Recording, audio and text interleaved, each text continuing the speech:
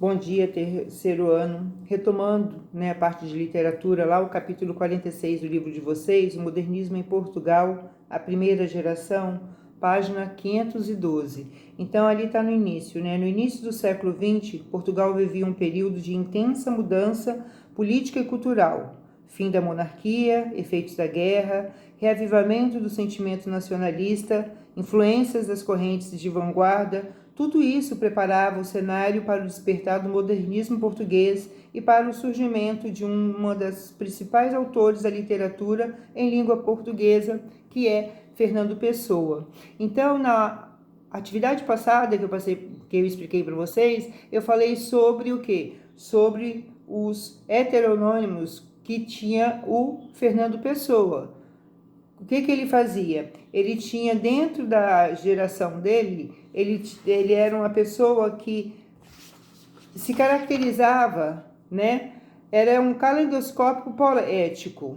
Ele mudava, ele tinha os outros personagens que ele se vestia de forma como ele era, como se ele mudasse a pessoa, várias pessoas dentro de uma pessoa só. Esse era Fernando Pessoa. Ele conseguia, quando ele falava de Ricardo Reis, de Alberto Caeiros, E todo esse jogo que ele fazia, ele se comportava como eles, como eu falei a vez passada. Então, no livro de vocês têm até a página, 517, falando sobre a mudança dele, tá? E nós temos uma interpretação de texto, que é uma autobiografia do Cancioneiro, a obra Cancioneiro. Então, vocês têm a questão para resolver para mim. Então, nós vamos resolver juntos o 518, Aí tem: o poeta é um fingidor. Finge tão completamente que chega a fingir que é dor, a dor que devera sente.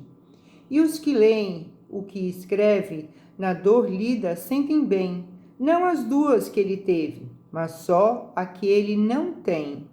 E assim, nas calhas de roda, gira entreter a razão, esse comboio de corda que se chama coração.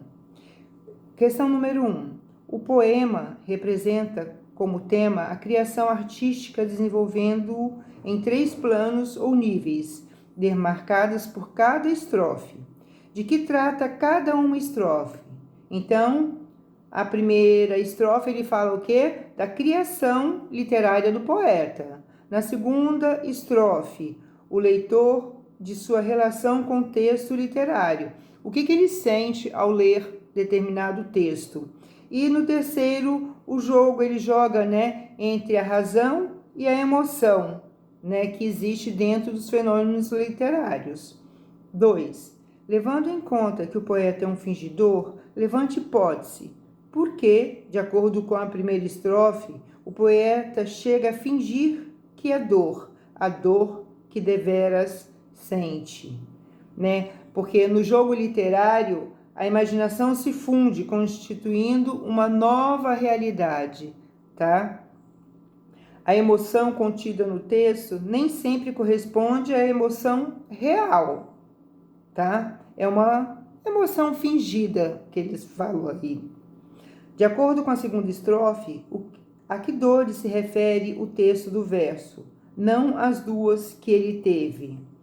A dor vivida e a dor fingida. Os leitores não sentem as duas dores do poeta, mas só a que eles não têm. Levante hipóteses.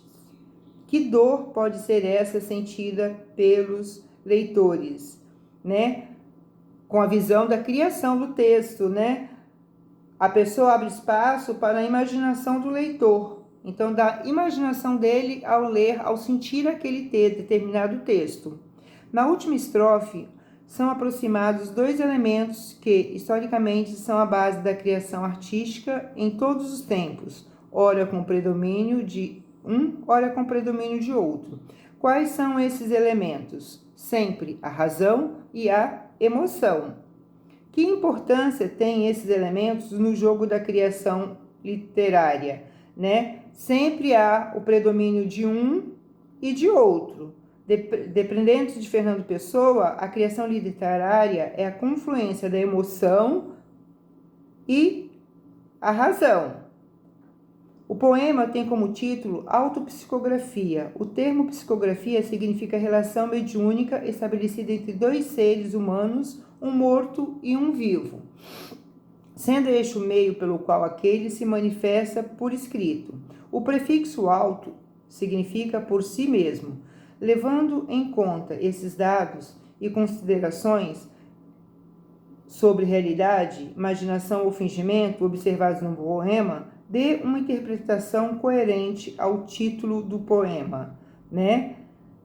Então, autopsicografia seria uma parte do que ele viveu, né, que ele sentiu, ele transforma essa experiência numa coisa, uma experiência imaginada, uma coisa fingida, né? Essa recriação tem 3 elementos: a razão, a imaginação e a emoção, que ocorrem no plano da expressão e repetem no momento da recepção da leitura. Tenhamos um bom dia, uma boa semana.